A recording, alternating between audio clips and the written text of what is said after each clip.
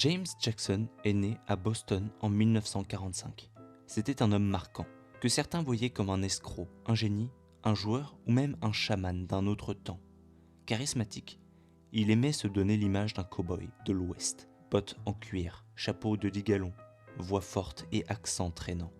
Fils d'une comédienne et d'un chimiste, connu ayant travaillé sur le projet Manhattan, Jim a grandi dans une famille riche et cultivée. Intelligent mais peu intéressé par l'école, il préférait rêver d'aventure. À 17 ans, après une longue dispute avec son père, il quitte la maison et part voyager dans l'Ouest américain. Il fait de nombreux petits boulots difficiles. Bûcheron, ouvrier agricole, soudeur, mineur et ouvrier pétrolier. Il finit par s'installer au Texas, où il apprend la recherche de pétrole. En 1965, son père mourut soudainement et Jim hérita de 25 000 dollars, qu'il utilisa pour lancer sa carrière.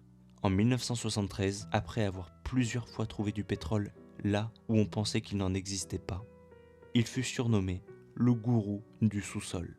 Installé à Midland, Texas, il dirigeait son entreprise avec énergie, passant plus de temps sur le terrain qu'au bureau, et se faisait remarquer par son instinct, son audace et son goût du spectacle.